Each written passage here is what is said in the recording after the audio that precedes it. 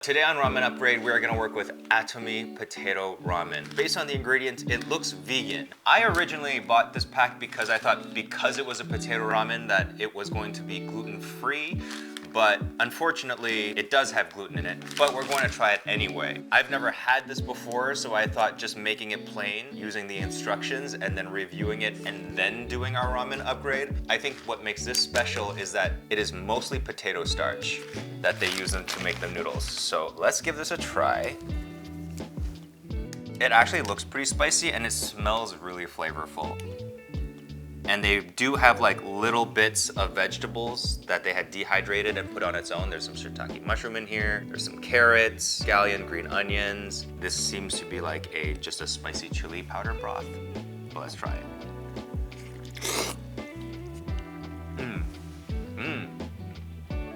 So the broth is pretty basic. It's got a lot of salty flavors, a little bit spicy, that MSG ramen type flavor that you get in it. But the noodles are really good. The noodles are very bouncy, they're very chewy, soft. Tastes like the conventional wheat noodles, but they're just really, really chewy, and that's really nice. I would actually just buy the noodles on its own if they offered that for sale. But the broth is nothing special, so what we're saying is this one will be an easy one to upgrade, so let's get started.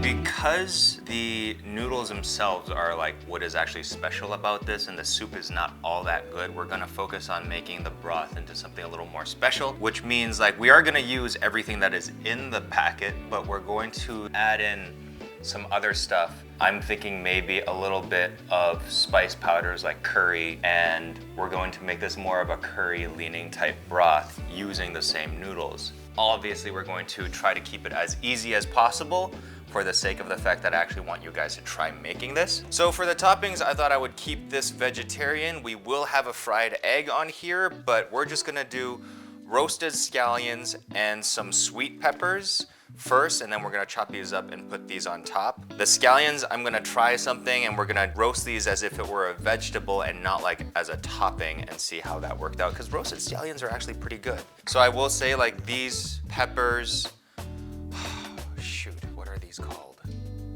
These are not banana peppers, but whatever they are not spicy. You just need to find sweet peppers. Bell peppers would work as well, but yeah, these are totally not spicy. So just a little bit of oil. We'll coat these guys up.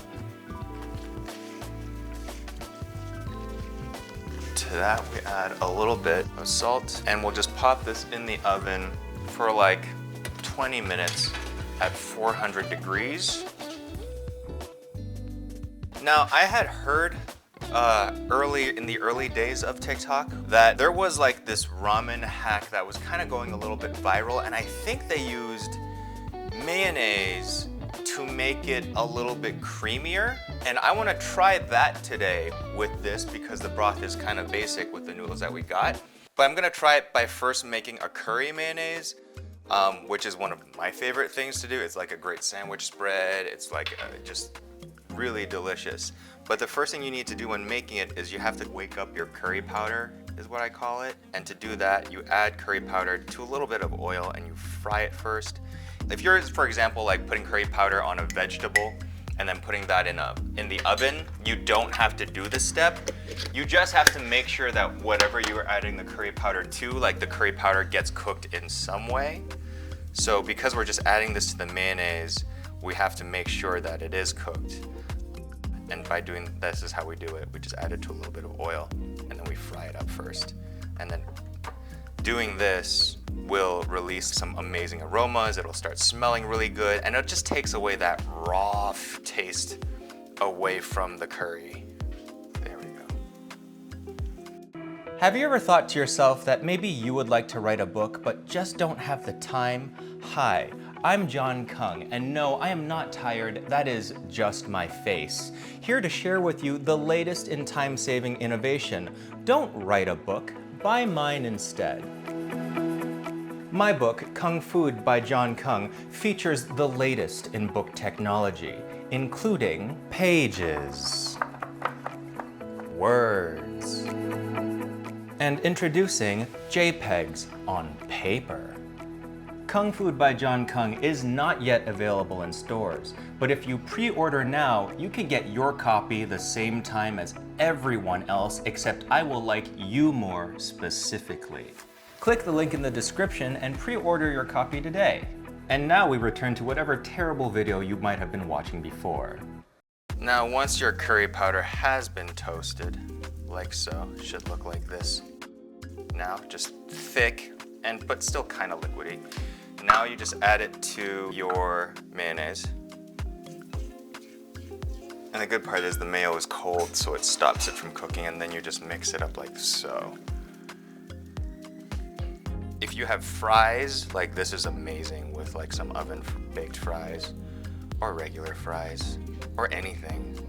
So now we're gonna make the noodles per the directions of the packet. 2 tablespoons of it in, 2.5 tablespoons of it in there.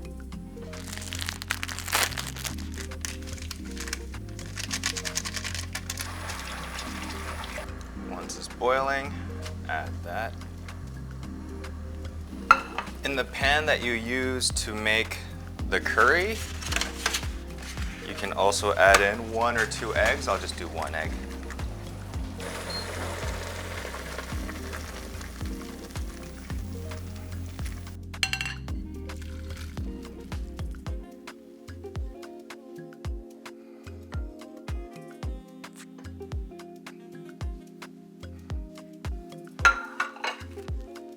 So you know how I said 30 minutes for the vegetables? I really meant as long as it took to make the noodles themselves, which is, I think, 10.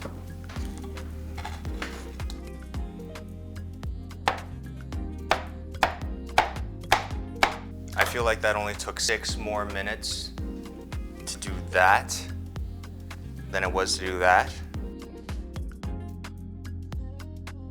So I know the first thing we had issue with for this stuff was the soup. So let's do like a side-by-side test using the curry mayo base with the pre-existing broth.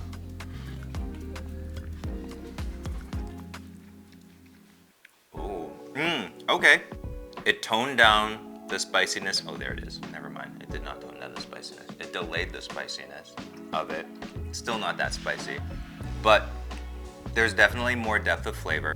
It coats the tongue a little bit better. There is a richness to it. Yeah, it is just all around, in my opinion, a little bit better. Oops, roasted scallions. I should do that more. Oh, normalizing using cooked scallions as a topping. And then the noodles themselves actually took in a lot of the curry color. It's a lot more golden.